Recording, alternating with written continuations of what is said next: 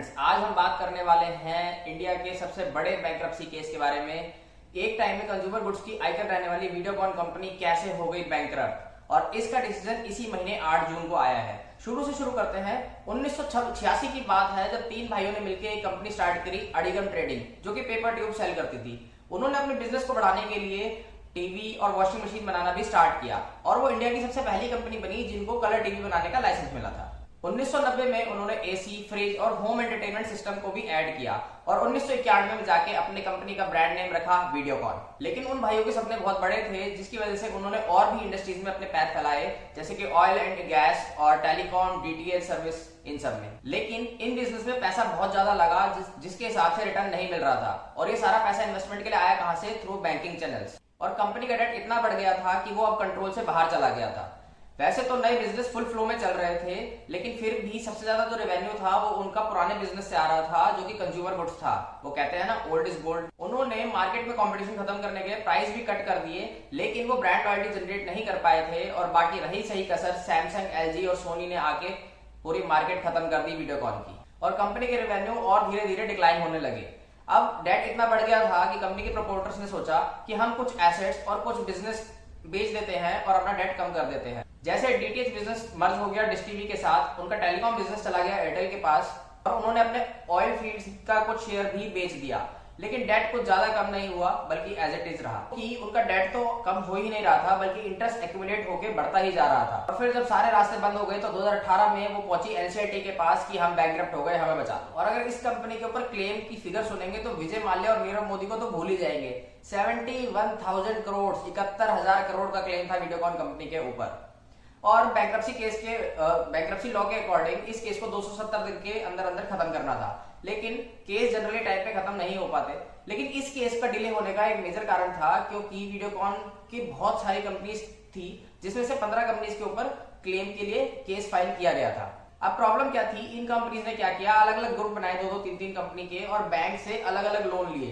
कि जैसे सपोज करो, अगर मैं आज अकेले लोन लेना चाहूंगा तो मेरी कुछ एलिजिबिलिटी होगी और आपकी भी कुछ एलिजिबिलिटी होगी। अगर हम दोनों मिल जाए तो हम दोनों की कंबाइंड एलिजिबिलिटी ज्यादा हो जाएगी। तो वीडियोकॉन ने ऐसे ही किया, अलग अलग ग्रुप बनाए और बैंक से ज्यादा लोन उठा रखा था, जिसकी वजह से ये केस बहुत ज्यादा कॉम्प्लिकेट हो गया था, तो वो सॉल्व नहीं हो पा रहा था। इसके लिए लैंडर्स ने कहा, कोर्ट से कहा कि आप ऐसा कीजिए कि सारी जो कंपनीज हैं उनको कंसोलिडेट करके एक कंपनी बना दीजिए, ताकि हम ग्रुप लायबिलिटी देख पाए और इस केस को जल्दी से जल्दी सॉल्व कर पाए। जब ये सॉल्व होता, इसके बीच में ही लैंडर्स की मुसीबत और बढ़ गई, क्योंकि कंपनी के जो प्रमोटर थे मिस्टर धूत, उनके ऊपर कॉर्पोरेट फ्रॉड का चार्ज लग गया, उनके ऊपर इन्वेस्टिगेशन बैठ गई।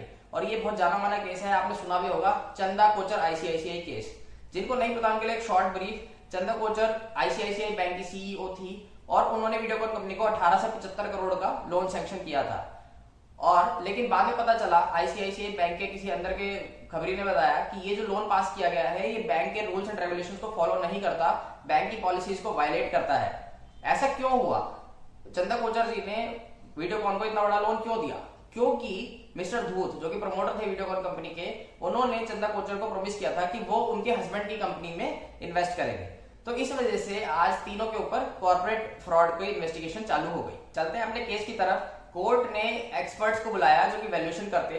उन्होंने 2 फिगर्स निकाली वीडियोकॉन ग्रुप की, एक लिक्विडेशन वैल्यू, एक fair market value. Liquidation value निकाली 2,500 करोड़। लिक्विडेशन वैल्यू का मतलब क्या है कि अगर आज वीडियोकॉन कंपनी के हम सारे एसेट्स बेच दें तो मिनिमम से मिनिमम इतना पैसा तो हमें मिल ही जाएगा। और फेयर मार्केट वैल्यू 4,000 करोड़ निकाली। मतलब क्या है कि अगर आज हम सारे एसेट्स को मार्केट वैल्यू पे बेचे तो मैक्सिमम इतना ही पैसा मिलेगा। जैसे ही वैल्यूएशन रिपोर्ट्स आई, बीच में बाजी मारी ट्विन स्टार टेक्नोलॉजीज ने। उसने 2900 करोड़ की बोली लगा के इस कंपनी को टेक ओवर कर लिया।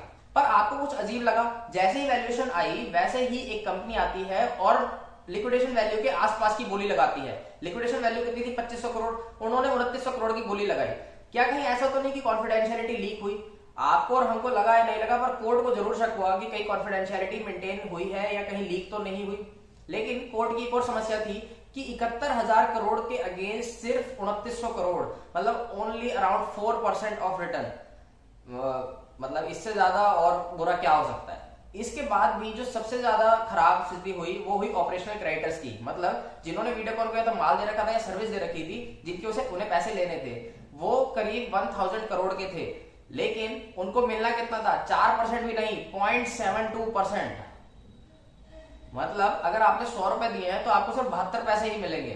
वाह। इतने कम रिटर्न की वजह से कोर्ट ने Vedanta group, twin star technologies जो है वो वेदांता ग्रुप की एक प्रमोटर एंटिटी है, तो कोर्ट ने वेदांता ग्रुप से रिक्वेस्ट की कि आप इन ऑपरेशनल क्रेडिटर्स का देखिए और इनको कुछ और पे कीजिए। लेकिन जब सारे क्रेडिटर्स ओके बोल चुके थे तो फिर कोई भी ज्यादा पैसे क्यों देगा। इस डील से वेदांता को क्या फायदा हुआ, रवा ऑयल फील्ड आंध्र प्रदेश में है जिसमें कि वेदांता का ऑलरेडी कुछ स्टेक था और साथ ही वीडियोकॉन का भी था। अब वीडियोकॉन का 25% शेयर भी वेदांता ग्रुप के पास आ गया, जिसके पास अब टोटल शेयर उस ऑयल फील्ड का अराउंड 47% है, मोर देन ओएनजीसी। तो इसे इंडिया का सबसे बड़ा बैंक्रप्सी केस बता रहे हैं जो कि सक्सेसफुली रिजॉल्व हुआ। पर क्या आप इसे सक्सेस समझते हैं? 71,000 करोड़ के अगेंस्ट 2900 करोड़, 1000 करोड़ के ऑपरेशनल क्रेडिटर्स को सिर्फ 0.72%। ऐसी सक्सेस मुझे तो नहीं चाहिए। आप हमें कमेंट सेक्शन में बताइए कि क्या ये सक्सेसफुल केस रहा या क्या आपको लगता है कि ये केस ओके है। So see you in next video, till then take care, bye bye.